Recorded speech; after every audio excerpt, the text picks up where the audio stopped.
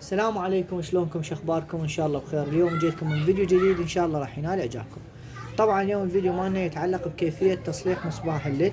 طبعا هي موجودة تقريبا 3 طرق. اول طريقة اذا تلاحظون هذا المصباح تشيلون المحترق، اذا تلاحظون هذا شلون لاحمينه. هاي اول طريقة، تلغون الليد وتلحمونه بصولدر. هاي الطريقة الاولى. شلون تعرفونه محترق؟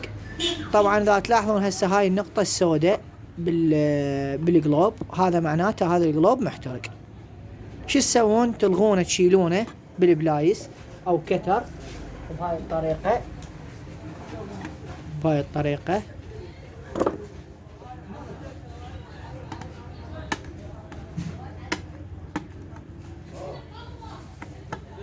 هاي مثل ما تلاحظون.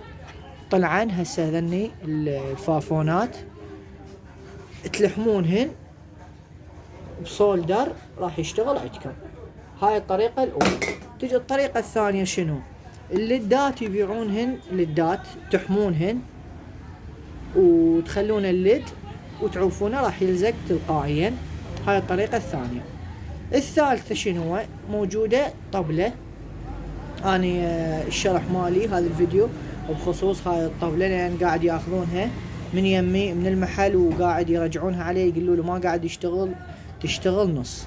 فهاي الطبلة بيها فد ميزة راح هسه اعلمكم عليها وتقدرون انتم تصلحونها بالبيت.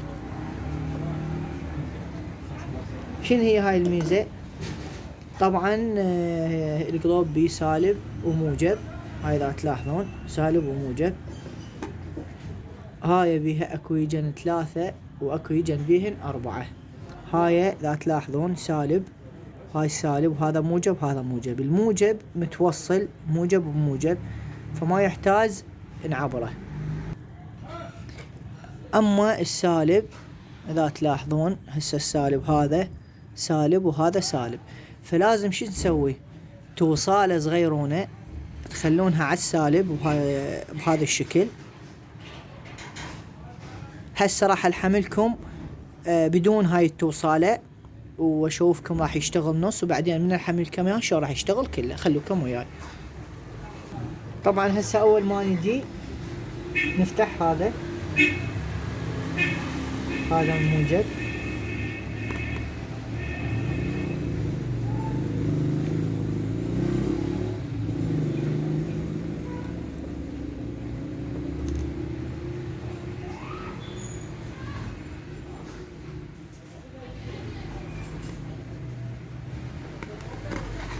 وهذا السالب. هسه نخلي هاي القاعدة مثل ما قلت لكم. الموجب موجودة 2 على اي موجب، ماكو فرق.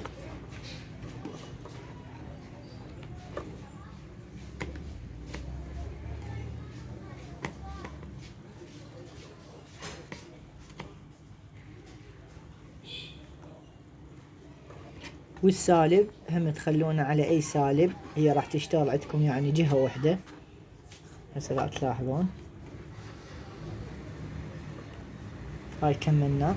هسه راح نشغله عندكم.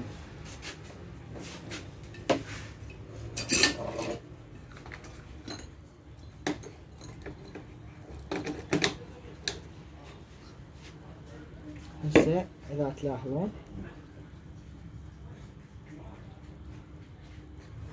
اشتغل عندكم نص.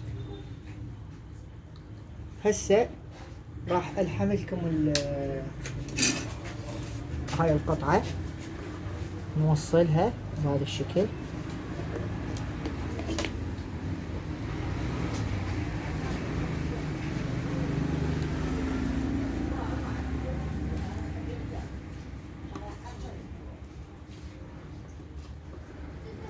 طبعا اكو جلوبات تجي بيها الوايرات 4، فهاي الطبلة تجي عليها، واكو جلوبات تجي بيها 3 هم لازم تخلونها تعبيرة. هسه مثل ما تلاحظون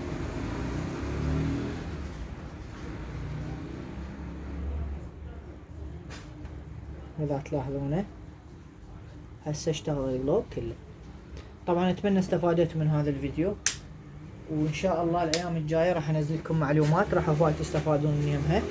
ولا تنسون اللي ما مشترك بالقناه يشترك ويفعل جرس تنبيه ولايك للفيديو. وشكرا لكم جزيل الشكر، اخوكم ميثم الموسوي.